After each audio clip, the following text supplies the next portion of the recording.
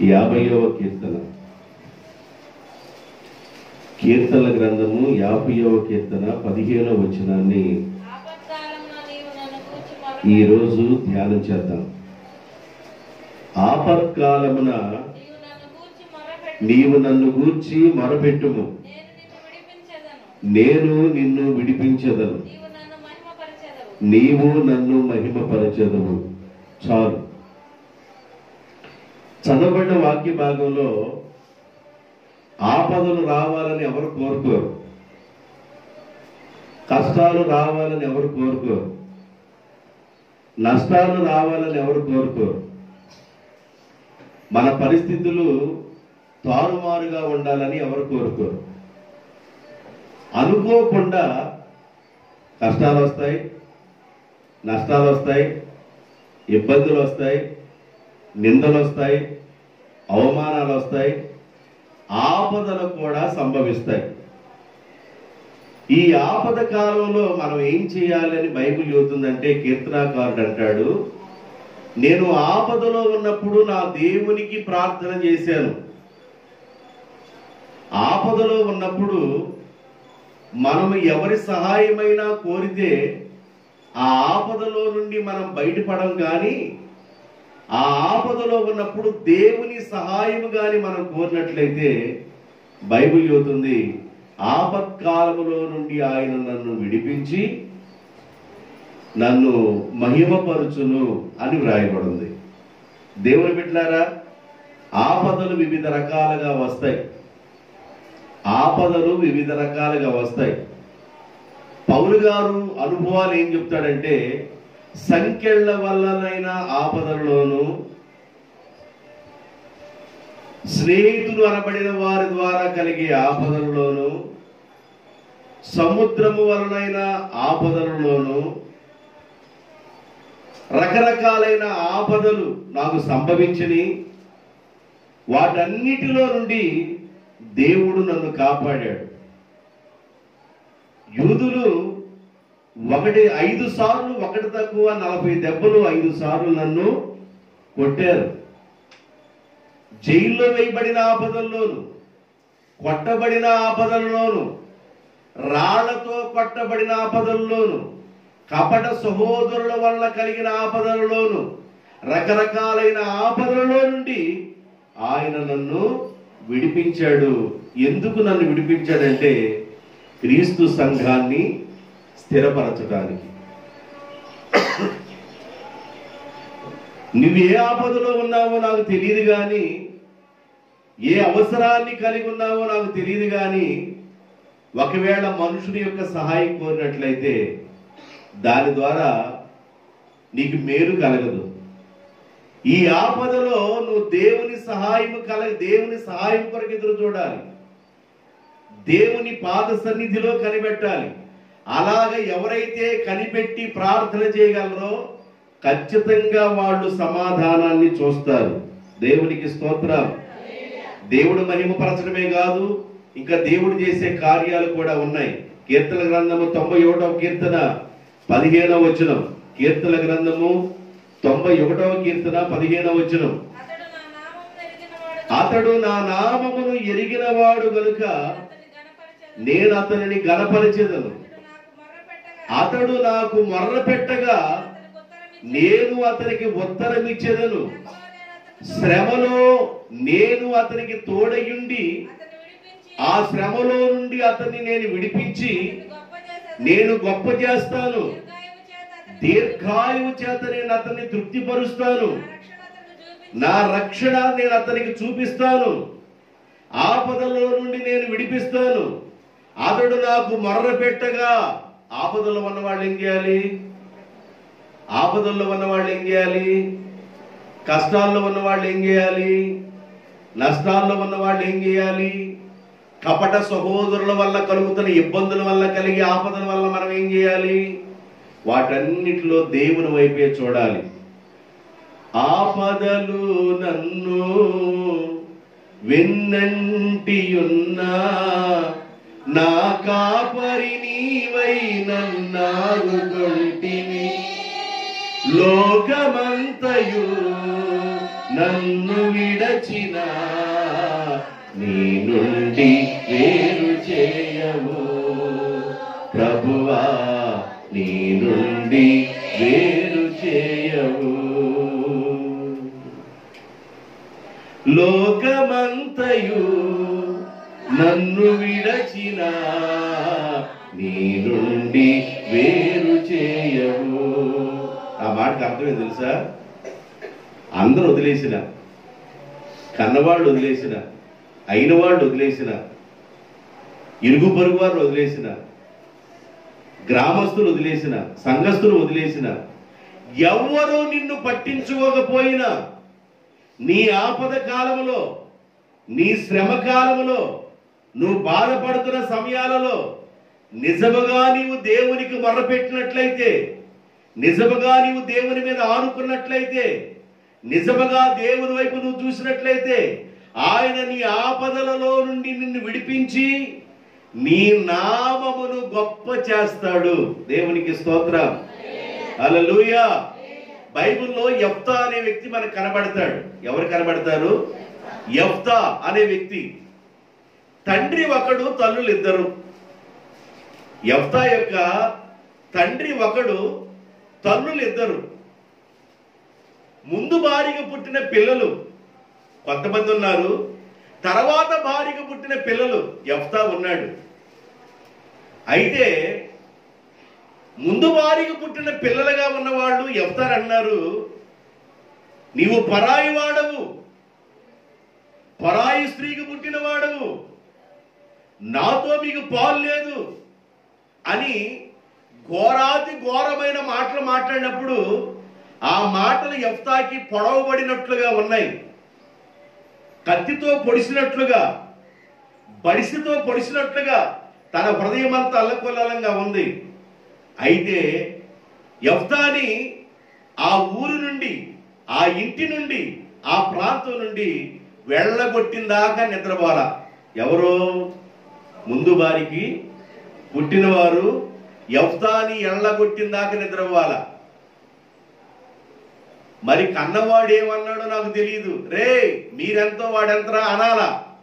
ఒకవేళ ఆ మాట అంటే ముందోళ్ళు ఈయన పిసికేసేటట్టుండారు, గొంతులు పిసికేసేటట్టుండారు. ఇలాంటి పరిస్థితుల్లో ఏమి చేయాలి అర్థం కాక ఆయన ఏమన్నా మౌనంగా ఉన్నట్లుగా ఉంటే, ఈ ముందు వారికి పుట్టిన వాళ్ళు ఏమన్నా అసలు ఇంటి నుండి, ఊరి నుండి దూరంగా పారిపోయేటట్లుగా, వెలివేసినట్లుగా చేశారు. దూరం వెళ్ళిపోయి తన బాధంతా, తన వేదనంతా, తన హృదయంలో కలుగుతున్న నొప్పి అంతా, ఆ పరిస్థితి మొత్తం దేవుడితో చెప్పుకొని ఏడుస్తున్నాడు.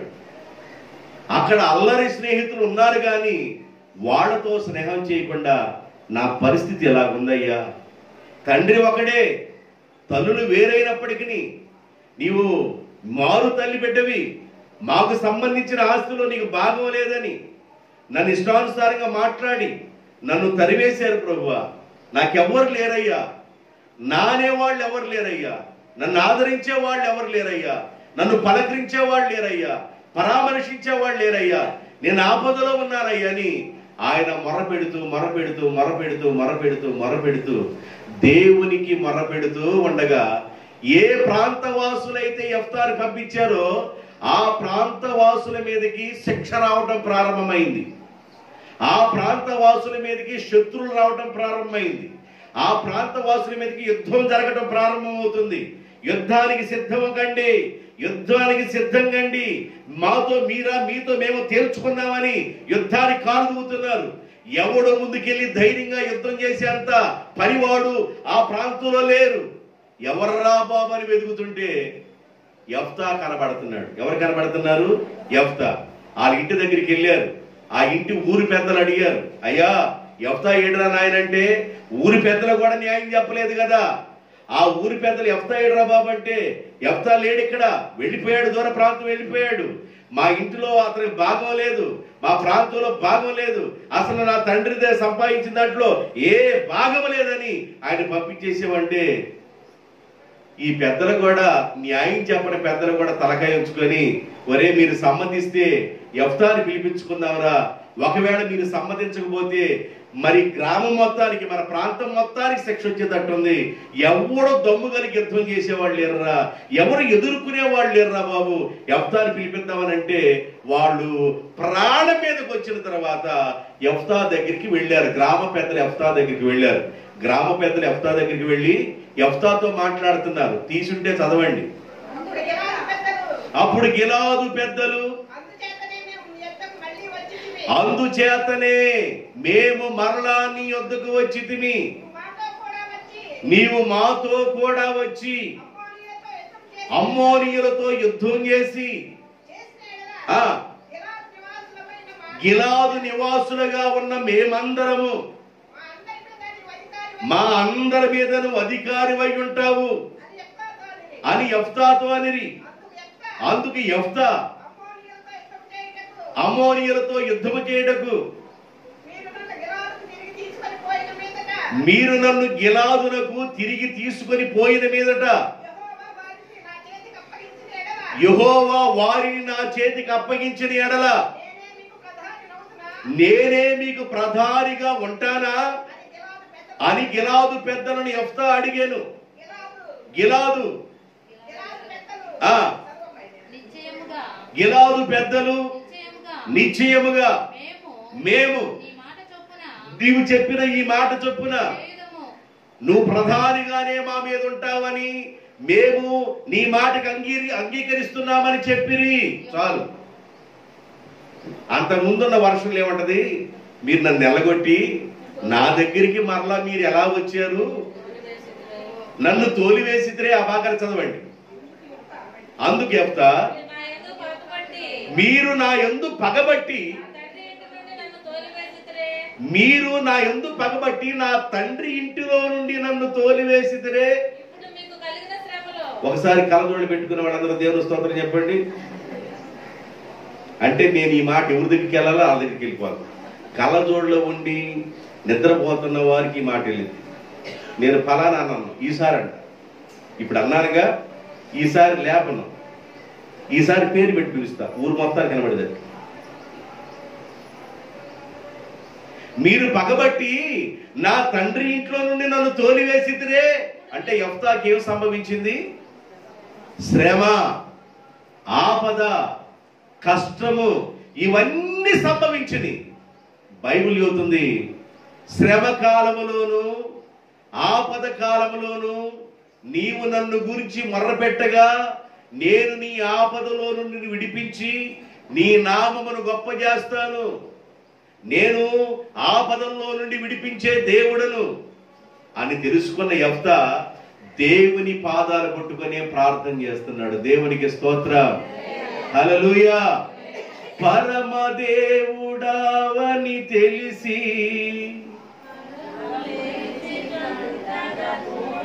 అంటే నేను అలా పాడాను, మీరు కూడా అలా పాడుతున్నారా? తర్వాత శిరమును వంచి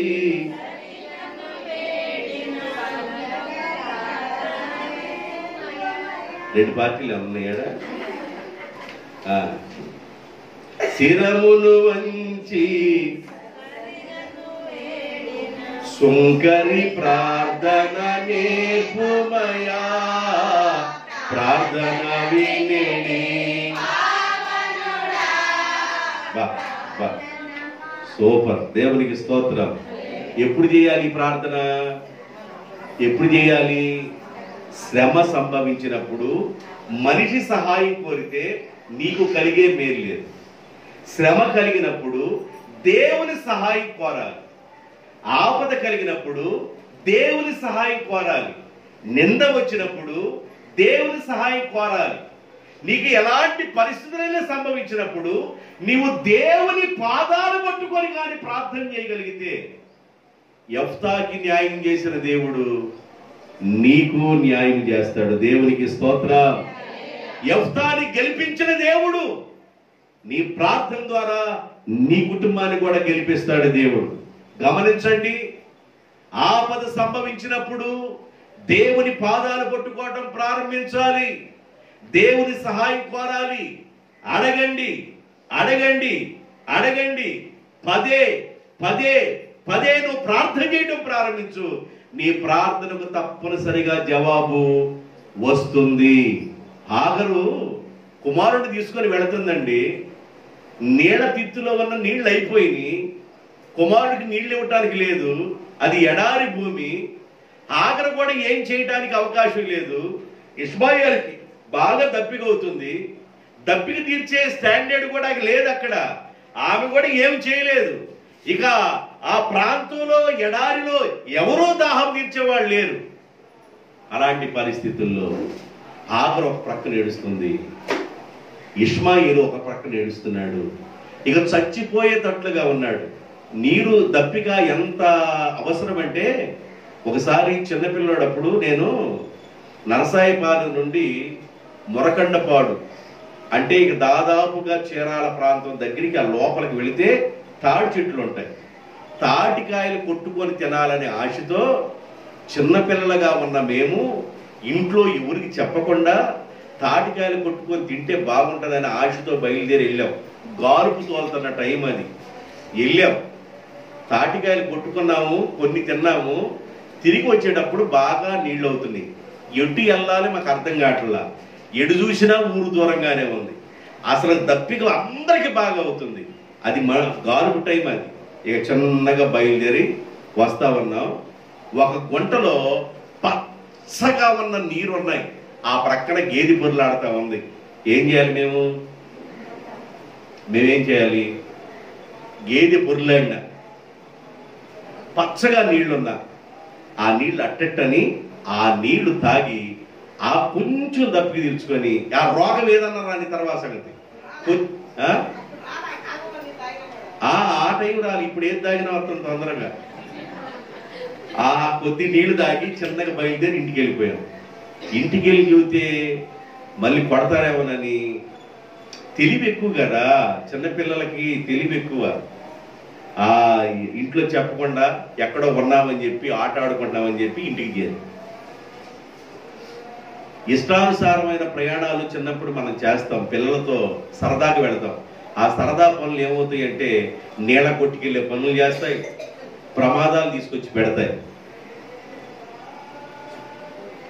పరిస్థితులు చాలా దారుణంగా ఉంటాయి. బాధ, కష్టము, ఇరుకు, ఇబ్బంది కలిగినప్పుడు మనము దేవుని పాదాల దగ్గరికి వెళ్ళాలి. దేవుని పాదాల దగ్గరే కూర్చోవాలి. దేవుని పాద సన్నిధానాలు వేడుకోవాలి. ఖచ్చితంగా దేవుడు సహాయాన్ని చేస్తాడు. హాగరు ఏడుస్తుంది, ఇష్మాయేలు ఏడుస్తున్నాడు. ఏమి చేయాలో అర్థం కావటం లేదు. ఆ ఏడుపులో వారి మొర దేవుని దగ్గరికి వెళ్ళింది. ఏడుస్తూ ఏడుస్తూనే వారు దేవునికి మొర పెడుతున్నారు. దేవునికి స్తోత్రం. అబ్రహామా, అబ్రామా, నీకే పోయే కాలం వచ్చింది అబ్రామా. నేను గురిగా ఉన్నదాన్ని శారమ్మ తీసుకొచ్చి నీకంట కట్టి నేను ఒక బిడ్డకి జన్మనిచ్చేదాకా నా చుట్టూ తిరిగింది. అబ్రామా, ఈరోజు ఏమన్నా నీళ్ళ తీర్చి నన్ను పంపించేశావు. నీ భార్య మాట విని నేనేమన్నా రోడ్లు పాలైపోయాను, నేను అరణ్య పాలైపోయాను. నేనేం చేయాలి అర్థం కావటంలా. బిడ్డ ఎవరు చచ్చిపోయేటట్టున్నాడు, బిడ్డకి దాహం తీర్చే ఆ విధానం నాకు లేదు, నేనేం చేయాలి నాకు అర్థం కావట్లేదని ఇద్దరు ఏడుస్తా ఉన్నారు. అబ్రహామును సొనుక్కోకుండా ఒకడు సొనుక్కుందేమో, మరి హాగరు సొనుక్కుందో కొనుక్కుందో నాకు తెలియదు, కానీ వాళ్ళ మొర దేవుని దగ్గరికి వెళ్ళిపోయిందంట. దేవుడు వాళ్ళ మొరను ఆలకించి అక్కడ నీటి ఓటను పుట్టించేటట్లుగా దేవుడు చేశాడు. దేవునికి స్తోత్రం. శారాయి మాటలే విన్నాను, అబ్రహాము భార్యనైపోయాను. ఈ అరణ్య దారిలో ఒంటరినై దిక్కులేక తిరుగుచున్న హాగరును, నేను హాగరును. చూచుచున్న దేవుడవయ్యా, నన్ను చూసినావు. చూచుచున్న దేవుడవయ్యా.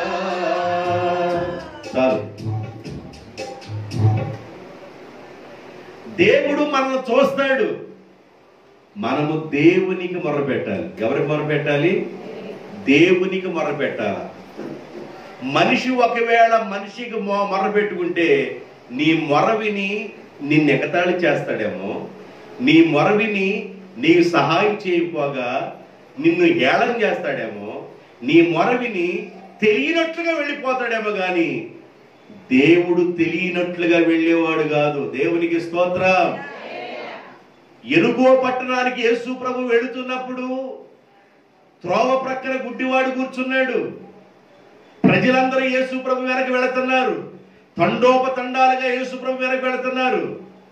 ఆ త్రోవ ప్రక్కన గుడ్డివాడు అంటాడు, దావీదు కుమారుడా యేసు, నన్ను కరుణించయ్యా అని కేక వేస్తుంటే ఆ పక్కన వాళ్ళందరూ అన్నారు, ఆయన ఎంతో దూరం వెళ్ళాడయ్యా, ఆయనకి అట్ట వినబడుద్ది, ఇక నోరు మూసుకొని కూర్చోవయ్యా అని చెప్పేసి అంటే, నేను ఇప్పుడు నోరు మూసుకుంటే అది వీలు పడదు నాయన, నేను కేకేయాల్సిందే, నేను పిలవాల్సిందేనని పెద్దగా కేక వేస్తామన్నాడు.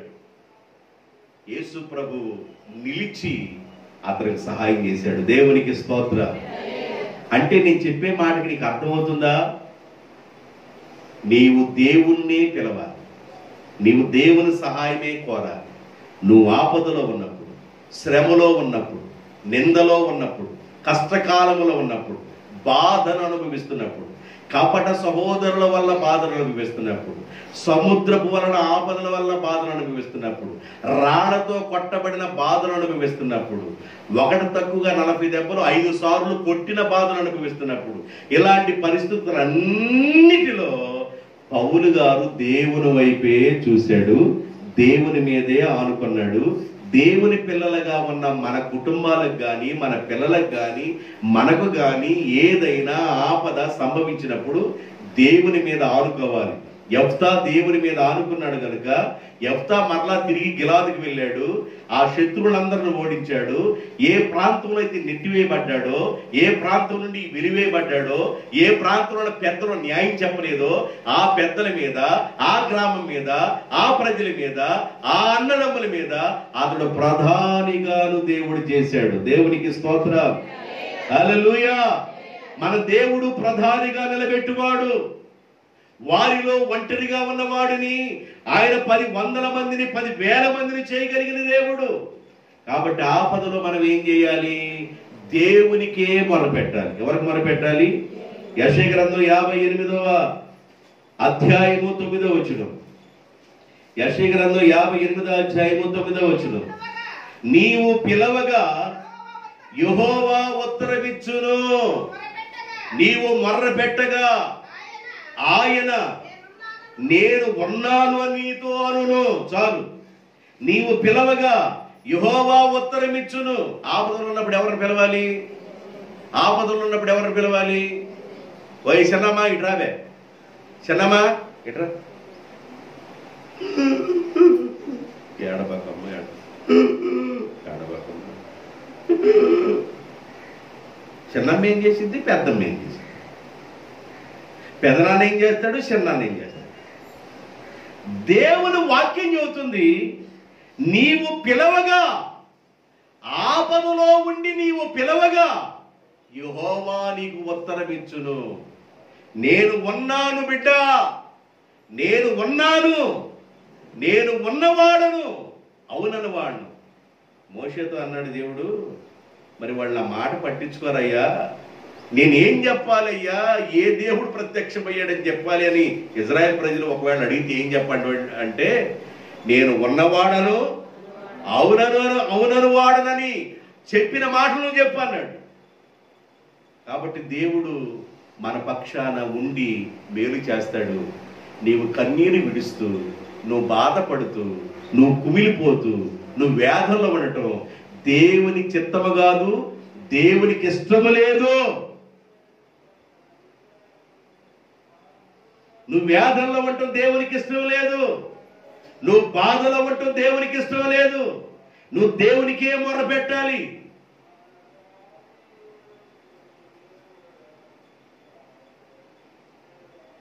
ఇప్పుడు జనాలకి ఫ్యాషన్ అయిపోయింది. పాస్టర్ గారు ఏమన్నా ప్రసంగం మంచిగా చేస్తాడు, విశ్వాసులు మనవాళ్ళు కాదులే, జనరల్గా చెబుతున్నాను వినండి, వాళ్ళిద్దరు ఏమైనా పోట్లాడుకుంటాడు ఇంటి దగ్గరికి వెళ్ళి, అడిగేది దేని మీద? అలిగే దేని మీద? ఏడవలేనమ్మా దేని మీద పడ్డదంట? మధ్యల మీద పడ్డట్టుగా అలిగే అమ్మ దేని మీద అలిగిద్దంటే చర్చి మీద అలిగిద్ది. చర్చికి వచ్చిన తర్వాత పాస్టర్ గారి ప్రసంగాలు ఏం చేస్తారంటే, మీరు పోట్లాడుకోండి అమ్మా, పోట్లాడుకున్నప్పుడు నైసు మాటలు ఎలాగ పోట్లాడుకోండి, నీ తెపాడా రా తెపాడా, మీ గిన్నె నా గిన్నె, మీ డేషే నా డేషే, మీ స్పూను నా స్పూను, కడిగేసుకుందామని బట్టలు పోట్లాడుకోండి అని చూతాడా పాస్టర్ గారు? నైస్ అయిపోయింది జనాలకి. అసలు నువ్వు ఎందుకు పోట్లాడుతున్నావో, నువ్వు ఎందుకు పోట్లాడించుకున్నావో అసలు విషయాలు తెలియదు. ఏడవలేనమ్మ మధ్యల మీద పడ్డట్టుగా ఏదైనా గొడవ వస్తే సంఘం మీద పడి ఏడుస్తారు ఎందుకు? చర్చి మీద పడి ఏడుస్తారు ఎందుకు? నీకు దూరాను అని అనాలా? నేను అంటల్లా.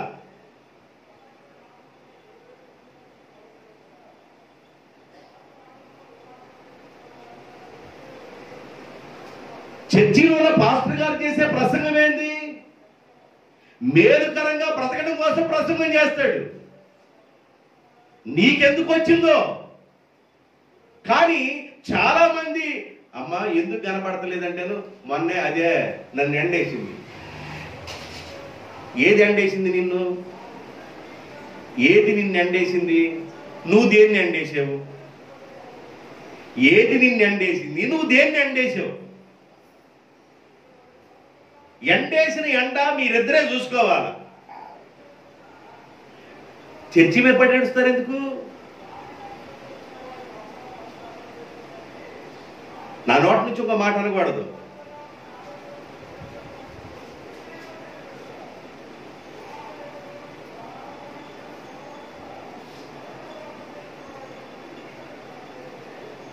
ఇస్సాకు ఇద్దరు బిడ్డలు పుట్టారు.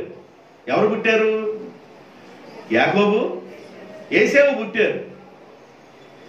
యాకోబుకి ఏమి నేర్పించాడో ఏసేవు కూడా అదే నేర్పించాడు. ఈ తిరుగుబోతాడు ఉన్నాడే, ఏ తిరుగుబోతాడు? ఏసేవు. ఆడు ఎన్ని చెప్పినా వినడు. ఆడు గుడారవాసి కాదు, ఆడు అరణ్యవాసి. తండ్రి యాకోబుకి ఏం చెబుతున్నాడో ఏసేవు కూడా అదే చెప్పాడు. వీడేమన్నా కాట్బీర్ ఒకటి తీసుకొని ఏ పెట్టలు కొడదాం, పెట్టల ధరలాగా తిరుగుతారమంటాడు. వీడి పెట్టలు కొట్టే అలవాటు, వేటాడే అలవాటు.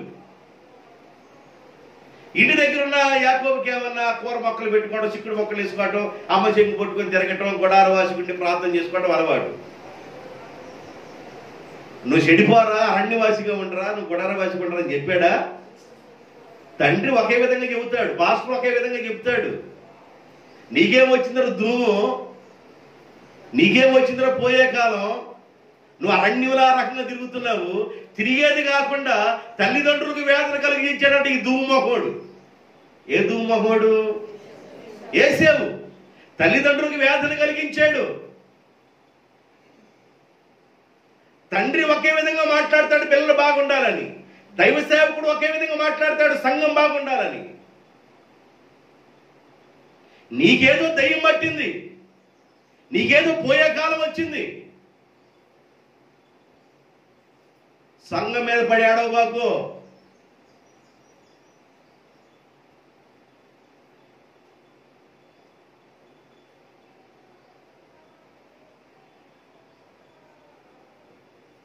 నీవు పిలవగా యెహోవా ఉత్తరమిచ్చును. పిలిస్తే దేవుడు ఉత్తరం ఇస్తాడు.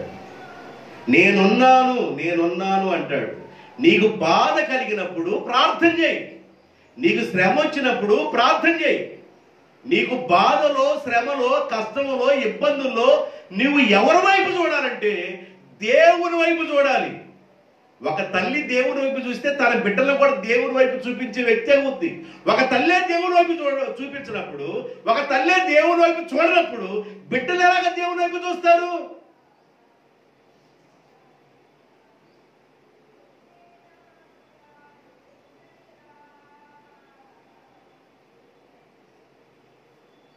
ఏందమ్మా రోడ్డు అంతా పొరులాడకుండా తిరుగుతున్నావు, కనబడలేదంటే నేను రోడ్డు అంతా పొరులాడకుండా తిరుగుతున్నాను.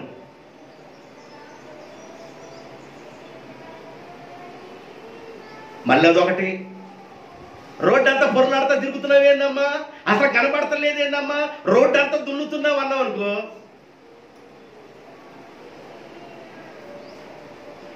సిగ్గు శరవలేని ప్రజలు. ఇంకో మాట నేను ఎందుకన్నాను?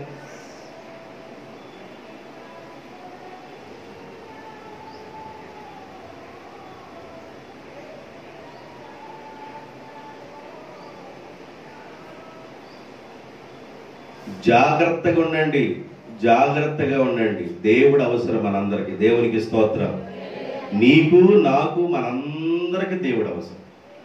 మనం బాధల్లో ఉన్నప్పుడు, నాకు బాధ వచ్చినా నీకు బాధ వచ్చినా, నాకు కష్టం వచ్చినా నీకు కష్టం వచ్చినా, నాకు శ్రమ వచ్చినా నీకు శ్రమ వచ్చినా, మనం ఏం చేయాలంటే శ్రమ కాలంలో మొర్ర పెట్టడం నేర్చుకోవాలి, ప్రార్థన చేయటం నేర్చుకోవాలి, దేవునికి సమీపమవడం నేర్చుకోవాలి. నీ ఘోష దేవుడు వినాలి, నీ బాధ దేవుడు వినాలి. దేవుడే నీ ఘోష వింటే ఆ బాధలో నుండి ప్రభు నిన్ను తీసుకొస్తే ఎంతో ఆనందం. దేవునికి స్తోత్రం. హల్లెలూయా. నీవు పిలవగా యెహోవా ఉత్తరమిచ్చును, ఇదిగో నేను ఉన్నాను అని ఆయన నీతో చెప్పును.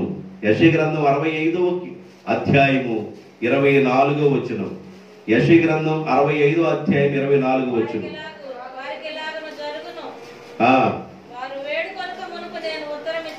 వారు వేడుకొనక మునిపే నేను ఉత్తరమిస్తాను. వారు మనవి చేయుచు ఉండగా నేను ఆలకిస్తాను. వారు మనవి చేయుచు ఉండగా, ప్రార్థన చేయుచు ఉండగా నేను ఆ ప్రార్థన ఆలకిస్తాను. నువ్వు చేయవు ప్రార్థన, అసలు ప్రార్థన చేయటమే కుదరదు, నువ్వు అడగటమే కుదరదు, దేవుని దగ్గర నుండి ఎలా పొందుకోవాలో కుదరదు. ఇప్పుడు దేవుని దగ్గరికి వెళ్ళిపోయి ఒకడు చూస్తేనంట, చెప్పండి, ఒకడు చూస్తే చెప్పండి, మీ అందరూ తెలుసు. ఒకడు చూస్తే అంటే దాని అర్థమైంది, మనము ఇతరుల్ని అడిగే విధానం ఏం చేసిందంటే